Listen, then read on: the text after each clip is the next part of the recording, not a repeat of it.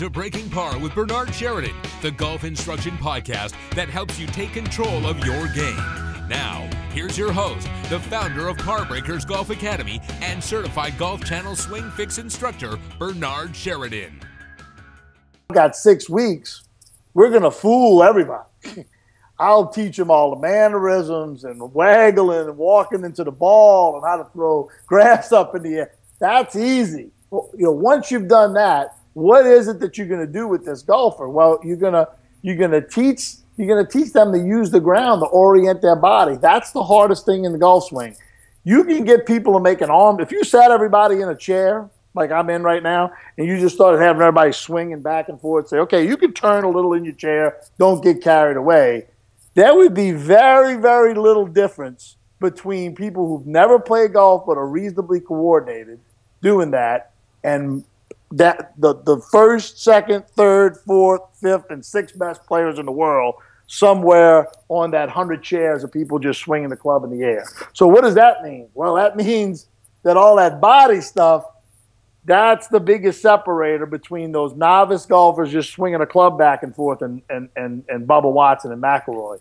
And what I would teach to those people now is, using the ground to orient themselves instead of fighting against that.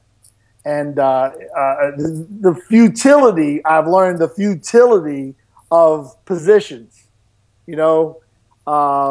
Positions happen in the golf swing. Well, dress is a position, so that you can teach that. But let's say halfway down is a position. There's probably a bunch of training aids and there's a bunch of teachers out there, got big mirrors in their studio and they're teaching somebody to be in a position. And I think it's okay to a point, right? You ought to know where it is that you'd like to have the club. But you're not going to learn that position by posing that position. That position happened because of all kind of things that happened before it. And so at the end of the day, what you have to teach people is, what is it that the golfer has to input into this club to make that club look like a golf club? And what inputs from the ground they have to put into their body to make their body look like a golfer? And I think that's very different than teaching somebody, okay, here's how you look at a dress, and when the shaft's parallel to the ground, I want you to be here. When you see what I'm saying? That kind of teaching, that line, so I kind of call it line drawing teaching. That's I think one day everybody will see how futile it is. The whole argument between kinetics and kinematics, right? So kinetics is, I've got this phone right here balancing on these two fingers. If I want this end of the phone to go toward the screen right there, I have to knock it on this side. Now that made that go there. This is the force I had to create. Knowing that this has to go there and telling somebody they have to put their hand right here, I don't know what they would do, try to pull it. Or, you see what I'm saying? You might get the exact opposite thing with the kinematics. And so I think what's going to happen in the next couple of years, my prediction is you're going to have systems, maybe that already exist, but you're going to have systems that are going to be able to measure these forces in the field, or at least in a studio, a Golf Pro affordable studio. And all of a sudden, alpha, beta, gamma torques and all of this kind of stuff is going to be more usable by the teacher that doesn't really kind of have it conceptualized in the head. Sure. So weight shift, ground force, things like that, if that's not proper, I know a lot of the players that I deal with, when I put them on a weight, and I don't have a swing catalyst or anything like that. I use like Swing Guru. So it's not exactly the real thing as for... but it's something, right? Absolutely.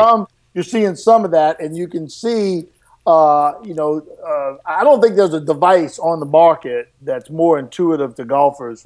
I've taught on almost everything, is a swing catalyst. They have really good software, and their little dot, people can kind of, I'm the person making that dot go there. That dot's not doing that on themselves.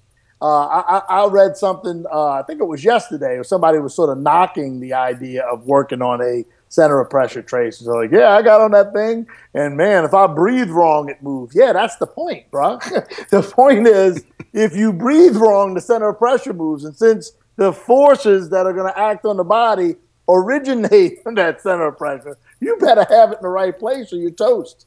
Right. I spent my whole adult career with a couple of positions in my swing that I could never get myself to do. Exactly. Bothered me. And I could do it by hook or crook. Like, okay, like if you gave me a lesson, said, Brian, listen, on this swing now, do it. I could do it. I couldn't hit a shot doing it, right? I couldn't do it. I wouldn't do it playing for a nickel 95, much less in a golf tournament. So now I'm able, as much as my 53-year-old body will let me, do things in the golf swing, put myself into locations in the golf swing during the swing that I was never able to do before, and I was fighting physics. It's going to win. You know what I mean? You can't, no matter how hard you try, you can't hold that, bridge over the Mississippi River up all by yourself. It weighs too much. So no matter how much you push up, you can't move it. So people are always trying to do things that they're trying to fight against things in the golf swing that they're going to beat them in the long term. And then the other problem that you see a lot of is something that seems like it's a really good idea, right? Like delaying the hit, right? Seems like a really good idea. Well, look at this really good long hitter. Doesn't it look like he really delays the hit? But I don't think that guy is trying to, right? So why is he delaying it and this guy is throwing it, right? There's a reason, right? And boy, I couldn't have been any further away from having that solved even 10 years ago. Knowing what we know now, and being able to balance out the forces and get the body in the right place and stuff like that. And I think what people are going to, obviously, Chris Como's a really good friend of mine, and pulling for Tiger, I'm going to be pulling pretty hard for Tiger because not only do we need Tiger, right, as an industry, because Tiger is the number one draw by a lot. Absolutely. To play well, so that everybody can, have golfers hitting balls and buying clubs and playing courses and having memberships and stuff like that. And watching TV, excuse me. But I think that what people are going to see is that golf science is not something to be scared of. I can bet you right now, I don't know, I have no way of knowing, because Chris is sort of like on silence about this, as Tiger camp, has advised him. Sure. But I can bet you Chris hasn't. If Tiger was sitting right there right now, and you said, you know anything about a ground reaction force vector? I don't think Chris has mentioned that to him. So golf science is just something that really apologize. It's what the doctor knows, not what the doctor's going to walk in the room and tell you. Sure. Well, I mean, if you go to a doctor and you have a problem, he's not going to give you all that information. He's just going to say, hey, you know what? You have cancer or whatever it is that you have. And then he's not going to go, right. Well, right. Exactly. Don't have let's shoot for a cold. Yeah. Well, that would be real good. You don't have the flu. You have a cold. So right. Take NyQuil. Right. So exactly. So, but he's not going to dive into, the same as when we look at instructors, even at that high level, you would think that a player, that a tour pro like Tiger would understand more. But I think that part of the reason why he is with Chris and not with Sean anymore is because Sean was constantly feeding him numbers and trying to tweak numbers. And I think that part of that was that he didn't want to really that's not the way he thinks. That a lot of guys don't think that way. They don't think numbers. Let me interject with that. I have a little inside information on that. They wasn't pouring over the numbers. That's straight. All right, straight out of. That's straight all right. Well, then the there horses. You go. So they wasn't pouring. So look, a TrackMan's $25,000. I got one right over there.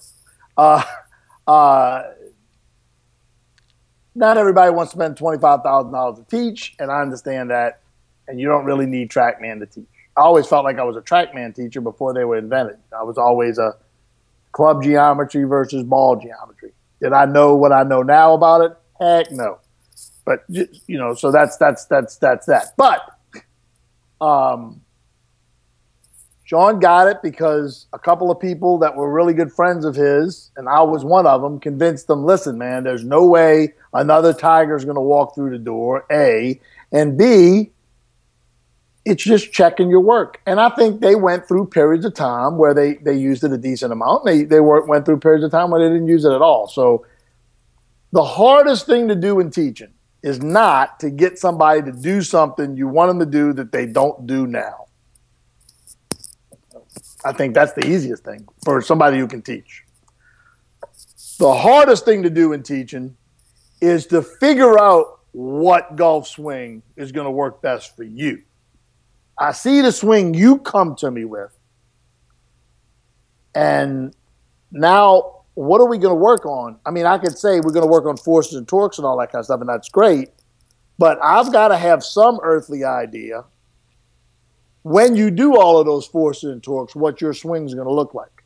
Well, I think he's going to have a shorter swing, or he's going to have more turn, or he's going to have less turn, because all of those things work. He's going to have wide elbows. He's going to have narrow elbows. He's going to upright, flat, right? You want to ruin somebody? Teach Matt Kuchar, Bubba Watson swing, and Bubba Watson, Matt Kuchar swing, and I'll play both of them. Right? Yeah.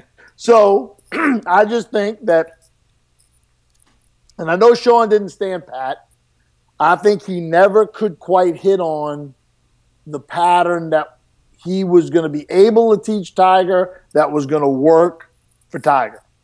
So I think I'd like to dispel the first myth about that relationship. And if Sean sees this, you can call me and correct me. I got you on speed dial. I think they didn't pour over the numbers. A. B is that Sean did not just teach him one thing. Sean tried a few things and it just didn't stick for whatever reason. It happens. No teacher bats 1,000. You know that really well. Right? I definitely know that. And I can tell you that from experience. The third thing is that this idea that making the 2000 swing, the famous Bangkok Terry Rose footage that you can just go to YouTube and see, that what he was trying to be taught was going to be easier on his body. I'm not saying Sean didn't think that. I'm not saying Tiger didn't think that. I'm saying that's baloney.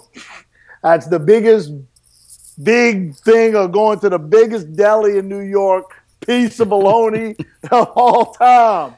Because it's very obvious to me and to anybody watching the Hero World Challenge, and I'm pretty sure it's gone way past that by now, is that it looked easier what he's doing. Now, that doesn't mean that what Sean was teaching him was wrong for everybody, but just wrong for Tiger. It just didn't suit him, right? So I think that people think that, to get off the past and deal with the future here, I think that people think, they're going to be, Chris is getting his master's degree in biomechanics. They're going to be pouring over biomechanics, and he's going to be, they're going to be wires stuck in his ear and through his nose, and they're going to measure this and that. I don't think the job was that hard. It's sort of like the way I described it to some of the people that I did some interviews with, the job with Tiger is, it'd be like they put a 12-foot wide plank. That's pretty wide now. Wide as my kitchen right here. 12-foot wide plank, and they put it from one 100-story building 100 yards to the other 100-story building. Now, I'm pretty sure my out-of-shape rear end could dribble a basketball, punt it around, put the basketball down, punt a football. It might bounce off the sides, but, run around, make some moves, do all kind of stuff, hit some golf ball, and not even think about falling off a 12-foot. But if you put me up there 100 stories in the air, I'd walk right down the center line. Sure, of course. Scared to death. So I think the fixing Tiger thing is the easiest thing Chris is going to have to do. I think it was painfully obvious to people who really understand golf instruction. He needed to shift more. He needed to swing his arms up more. He needed to throw more and drag less, because that's what he already did when he played his best. So it's not, you don't have to be a genius, and you don't need science for that. I think the science is going to help Chris get him to do that. But I think what they're going to see, like if you could just close your eyes and then, they're playing that music overrated music, the Masters background, right? that there's Tiger, and then we go over, Jim Nance is talking, we go over to the 6th hole where Tiger's putting for eagle, right? Or whatever. I don't even know if number 6 is number 8, where Tiger's putting for eagle. Okay. I think when he tees off on number 9, people are not going to see something that looks mechanical. I think people have the idea that science first, is mechanical, like equal sign. And it's just not. It's just not. Trust me, they're using the same kind of science on all the Olympic teams, getting people to throw javelins, right, and the hammer throw and the run Usain Bolt. They probably got every machine. They've tested that guy. When he runs, it just looks like some kid, right, that just is running, and he runs really well and really fast, and he's the fastest man in the world. But trust me, a lot of science went into Usain. If you could just lean a little further forward, those first 5 yards, you'd shave this 1/10 of a tenth. And that's what I hope happens with the Tiger and Chris, is that people start to realize that science isn't going to bite, and it doesn't mean you're going to be overly mechanical. Well, I know that since I've seen or have watched a lot of the stuff that's going on with 3D and with the technology that they're using now, and swing catalysts and ground forces and things like that,